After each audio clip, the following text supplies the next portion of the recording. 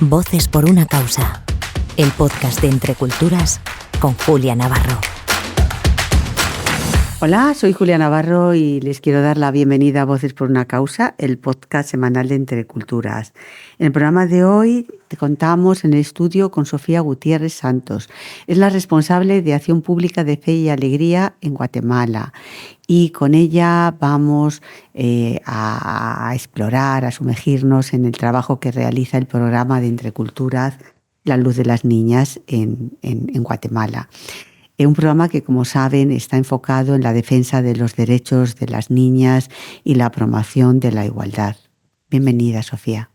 Hola, Julia, muchas gracias.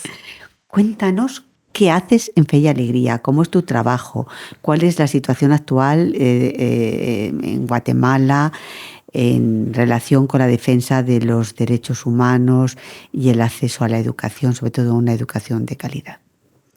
Bueno, en Guatemala ya llevo trabajando 16 años en Fe y Alegría. Ha sido una experiencia de vida que me ha marcado muchísimo y yo siempre digo que Fe y Alegría me dio una dosis de realidad de mi país. No quiere decir que no la conocía, simplemente cuando tú vives en ciertas condiciones, aunque limitadas, ya cuando profundizas en ciertas áreas, especialmente el área urbana, suburbana, pero especialmente del área rural, te das cuenta de que has vivido en condiciones privilegiadas. Y de alguna manera, pues eso a mí me fue motivando para trabajar, hacer un trabajo mucho más entregado, con una pasión bastante fuerte, para que los niños y las niñas tengan acceso a la educación. No puede ser que en un país con tanta pobreza hayan tantas limitaciones para poder ir a la escuela, ¿verdad? En muchos casos, en la ciudad incluso tenemos aunque limitadas, pero tenemos más posibilidades de ir a la escuela que en las comunidades rurales, donde apenas llegan acceso de servicios básicos como la luz y el agua. Entonces, al ir conociendo todo eso, pues me ha ido motivando para trabajar diferentes acciones. Yo trabajo como responsable de acción pública y ahí la comunicación y la incidencia son claves. Y a partir de esto, sé que es un espacio donde uno puede compartir todo lo que ve y todas esas dificultades que tienen los jóvenes, las mujeres y en especial las niñas. Para poder ir a la escuela, para vivir dignamente. ¿Cuáles son los retos más importantes a los que se tienen que enfrentar las niñas en Guatemala? Y esto, ¿cómo lo conectamos o cómo lo conectas con el programa La Luz de las Niñas? Sí, bueno, los retos son bastante fuertes, bastante grandes. Creo que hay muy poca conciencia de estos retos y bueno, uno de ellos es que en Guatemala una de las peores condiciones para ser vulnerables ante tanta discriminación, violencia, racismo son las niñas indígenas de zonas rurales, ¿verdad? Tener estas condiciones realmente es un signo de mucho sufrimiento. Entonces, hay muchas niñas, por ejemplo, el promedio de una mujer indígena para estar en la escuela es de 3 años. Entonces, en general, Guatemala tiene una carencia de educación, pero estas condiciones... Especialmente con las niñas. Especialmente con las niñas o mujeres indígenas, que muchas no han tenido ni acceso a la educación, y las que sí lo tienen por 3 años o máximo, si les va muy bien, 6 años. ¿Habéis logrado extender este programa de La Luz de las Niñas a lo largo del país? ¿Dónde lo estáis implementando? Sí, este programa se está implementando en una comunidad que se llama Santa Lucía de la Reforma y también Momostenango. Es una red de 10 escuelas donde se atienden a un poco más de 300 niñas al año y ahí las formamos en en muchos temas, tanto en cuestiones sobre sus derechos humanos, como en mejorar su autoestima. Para nosotros es importante que las niñas sepan que tienen derechos, pero que también tienen mucha fortaleza, mucha luz interna para salir adelante y lograr lo que ellas quieran ser. Y este programa nos ha permitido, como es muy focalizado también, tener espacios donde las niñas vayan aprendiendo, vayan compartiendo e identificando también estos entornos de violencia, ¿verdad? Y que ellas también tienen la posibilidad de, aunque sea con grandes esfuerzos, de salir adelante y no limitarse a lo que toda la comunidad o toda la vida les han enseñado, que es que ellas solo están en este mundo para ser mamás, para cuidar de sus familias o hacer los quehaceres domésticos. Ese trabajo que me parece muy difícil, ¿cómo lográis que se involucre la comunidad local, las familias, los profesores e incluso el resto de los niños, ¿no? Es fundamental que en todo el proceso que se trabaja con una niña se involucre todo su contexto. Sin embargo, eso es uno de los grandes retos porque no hay conciencia sobre esa desigualdad. Por ejemplo, una niña en Guatemala a los 15, 16 años se piensa que ya está preparada para casarse y ser mamá. La edad promedio para ser mamá es de 19 años. Entonces las niñas se preparan para esto, especialmente en comunidades rurales. Y obviamente, pues sabiendo que su entorno cree que ella a esa edad ya está preparada para ser mamá y que ya no necesita estudiar porque un hombre la va a mantener, esto la incluye en un ciclo de pobreza, de violencia. Y por eso es que nosotros trabajamos tanto con los profesores, ¿verdad? En temas de igualdad de género y también masculinidades saludables. ¿Y las familias? Como con las familias. Sin embargo, con los padres es muy complicado, pero las mamás son claves. De alguna manera las mamás, muchas de ellas son analfabetas, entonces saben la importancia que tiene el poder educarse. Y ellas, muchas me han dicho, yo no quiero esto para mis hijas. Y recuerdo a la mamá de Josefina, que es una de las chicas que pues es ejemplo para nosotros de este programa de la luz de las niñas. Y ella me decía, prefiero no comer, pero que mi hija no falte a la escuela. Entonces esto da esa muestra de la conciencia que muchas mujeres sí tienen porque saben las limitaciones que han tenido ellas mismas y no quieren esa vida de violencia o de limitaciones que han tenido ellas mismas. No quieren que las hijas lo vivan. ¿Y cómo rompéis las resistencias de los padres, de los papás?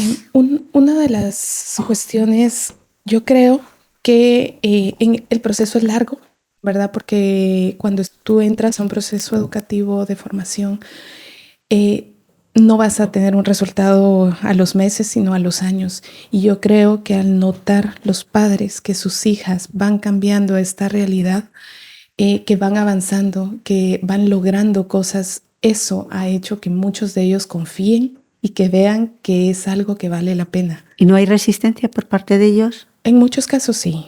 Tenemos la resistencia de padres de familia que piensan que es un desperdicio de tiempo, de dinero, que sus hijas vayan a estudiar y que no necesitan porque, o sea, para muchos es más importante que estén en casa trabajando quehaceres domésticos y también cuidando a familia que ir a la escuela. Pero nosotros también el acompañamiento cercano que damos a las familias también es importante porque cuando vemos que una niña está faltando a la escuela, muchos de los profesores nuestros se acercan a las familias para hablarles, hacerles conciencia y ir guiando también de que esto es necesario. Cuando no vayan a la escuela, ¿por qué? ¿Por qué dejan de ir a la escuela? Muchas veces las niñas dejan de ir, por ejemplo, tienen 9, 10 años, se cree que solo es necesario que aprendan a leer y a escribir y como a esa edad ya lo hacen, se cree que ya no es necesario el resto. Generalmente es que puedan cumplir un ciclo, pero las niñas dejan de estudiar primero porque por cuestiones económicas, ¿verdad? Se prioriza la educación de los niños más que de las niñas y en estos casos también ya tienen una edad para que las niñas puedan dejar de estudiar y poder ir a atender la casa. Pero hay una cuestión también que es bastante importante y es el tema de la menstruación. Es una edad bastante complicada donde los papás piensan que si las niñas van a la escuela van a encontrar marido y de alguna manera pues ellos prefieren elegir a con quién va a estar su hija y prefieren no mandarlas. Además que hay condiciones también de riesgo cuando van a la escuela porque muchos caminos son solos, ellas tienen que recorrer largos caminos en montañas, por ejemplo, muchas veces, y eso también las pone en una situación de riesgo porque en cualquier momento pues, pueden atacarlas o agredirlas. Cuéntame una historia que te haya impactado especialmente. Uy, bueno, yo tengo muchísimas historias. Pues comparte alguna con nosotros. A ver, hoy, bueno, Josefina ha estado con nosotros. Para mí ha sido un ejemplo bastante claro. Cuéntanos quién es Josefina. Ok. Josefina estudió con nosotros. Ella es una niña indígena de la comunidad maya quiché del área rural de Totonicapán. Ella ha estado con nosotros desde la primaria. A los 12 años llega a una escuela de fe y alegría y pues con muchas dificultades previas a llegar a fe y alegría, pues ella logró estudiar la primaria. En su entorno es una familia poco numerosa, que no es lo común, porque solo tiene un hermano más, pero sí es un entorno familiar donde existe violencia intrafamiliar. Esto provoca que ella pues de alguna manera tenga dificultades para estudiar y muchas veces ella da cuenta que a los 8 años iba a dejar de estudiar porque la mamá es analfabeta y no tiene las herramientas para sostener a su familia. Luego también está la situación de que ella va a vivir con su tía y yo creo que esta mujer ha sido clave en su vida también porque ella le inculcó que la educación es importante y a partir de eso ella inicia una lucha para poder completar su ciclo escolar. Logra llegar a Fe y Alegría, graduarse del nivel primario a los 12 años, le vuelve a decir su papá que ella no necesita seguir estudiando, la limita de nuevo, pero ahí desde Fe y Alegría encontramos una modalidad virtual para que ella lograra estudiar a distancia, porque en esta edad, que ya tenía como 13, 14 años, ella empieza a trabajar y ¿En qué trabaja? Es un apoyo económico. ¿En qué empieza a trabajar? Trabaja en el campo, ¿verdad? Allá se cosecha mucho el maíz y ella es de las personas que va a trabajar al campo a cortar el maíz. Tapizcar se le llama allá. Y apoya a la familia económicamente de esta manera y también por eso es que muchas familias prefieren que las niñas no vayan a la escuela porque prefieren que aporten económicamente. Josefina sigue estudiando, insistiendo que quiere estudiar. La mamá apoya y el papá acepta que ella pueda seguir estudiando y luego toca el bachillerato. En ese momento le vuelven a decir que tampoco puede seguir estudiando porque no tienen dinero y ahí empieza una cuestión cultural también. A decirle que como se va a casar ya no necesita que siga estudiando y pues no le va a servir de nada, que prefieren que ella pues se ocupe en otras cuestiones de casa. Y ahí es donde yo creo que entra el programa de la Luz de las Niñas también a apoyarla porque ya lo había hecho anteriormente. Y ella, en este caso, Fe y Alegría, junto con la Luz de las Niñas, consigue una beca para que ella pueda estudiar un bachillerato. Y a partir de esto, ella logra cerrar este ciclo, se gradúa y ella cuenta que es la primera mujer de su familia y de su comunidad que logra graduarse de este nivel y poder ir a la universidad. Ahora está estudiando un profesorado porque ella quiere trabajar con más niñas en las escuelas de Fe y Alegría. Ahora también está apoyando un programa con nosotros de mujeres indígenas que, pues, para que tengan una autonomía económica también. Y a partir de ahora va a acompañar a todas las niñas de las escuelas que nosotros atendemos para el programa de la Luz de las Niñas. Para mí es una historia de transformación total. Y además, bueno, es muy inspiradora y entiendo que os debéis sentir muy orgullosos de este ejemplo, que es un ejemplo para tantas niñas, ¿no? Las dificultades que se encuentran y cómo esa voluntad de salir adelante las lleva a completar esos estudios. Pero otra pregunta ahí es, ¿cómo complementáis el programa de la Luz de las Niñas con otras iniciativas de fe y alegría? Sobre todo en materia de derechos. Por supuesto, en este caso para nosotros es importante que exista un proceso educativo, ¿verdad? Que se mantenga, o sea, el mayor tiempo posible que las niñas se mantengan en la escuela.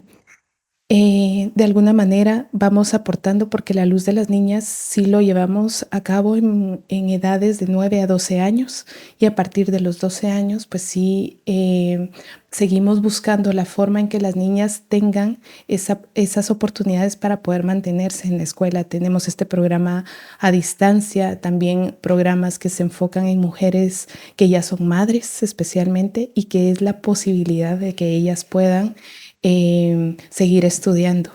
Sin embargo, también no solo nos dedicamos a llevar procesos educativos, sino también de sensibilización. El programa de la Luz de las Niñas nos ha permitido complementar de manera integral un programa que también motiva a la concientización de esta realidad de las niñas y de dar esperanza a muchas otras, porque creemos que también es necesario trabajar con otras mujeres que no han tenido la posibilidad y dar estos programas complementarios que las forman tanto en conciencia sobre sus derechos, como también en programas que les ayudan a generar habilidades que les van a permitir tener una vida libre de violencia y más digna también. ¿Tú dirías que la violencia incluso dentro de las familias es uno de los problemas a los que se tienen que enfrentar las niñas? Totalmente. Y violencia de muchas formas. Obviamente violencia psicológica, física, que es algo muy normalizado en Guatemala.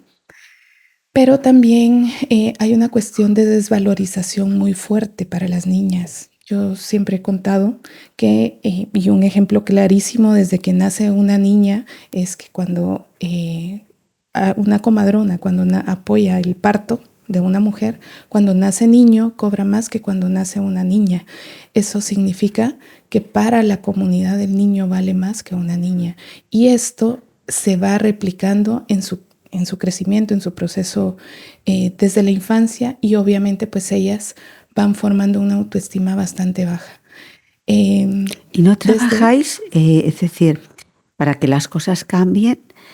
Pienso que no solamente hay que dar esa autoestima y enseñar a las niñas y rescatarlas para que puedan tener una vida propia, una vida en el que ser niña para ellas no sea como un obstáculo para nada, pero ¿y los niños? ¿Y los padres? Sí. ¿Trabajáis con ellos? Nosotros hemos desarrollado ciertos programas, por ejemplo, tal vez no es un programa muy focalizado, pero sí en prácticas, ¿verdad? Ir haciendo esa conciencia, formando a los niños, que también un claro ejemplo es en los recesos o en los juegos. Normalmente las canchas se dedican todo el espacio para los niños y las niñas juegan en una esquina. Ahora no. Ahí se les enseña que eso es un espacio que es para todos, e incluso que en algún momento, si es para niños, también tiene que ser para niñas. Entonces, en cuestiones de la práctica también se ha ido enseñando que todos tienen derechos por igual y que los niños no merecen más que las niñas. Y con los papás, en algunas comunidades hemos logrado trabajar talleres de masculinidades positivas. Y también hemos encontrado mucha resistencia, pero esto también ha aportado mucho a que otros papás sí sean conscientes. Recuerdo muy bien un papá que después de todo esto, cuando vio, él tenía 2 hijas.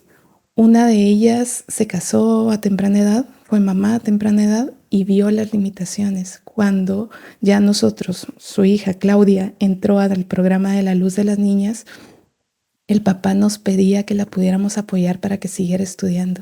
Y yo recibía una llamada del papá cada día para saber si realmente íbamos a poder apoyarla o no. Era un papá con mucha conciencia porque sabía que su hija estaba condenada a muchas limitaciones y seguía el mismo camino que otras mujeres. Y yo creo que esos procesos, el ejemplo que están dando las niñas cuando ven que están cambiando sus vidas, sirve no solo para otras niñas, sino para otras mujeres y también para otras familias, incluyendo a los hombres.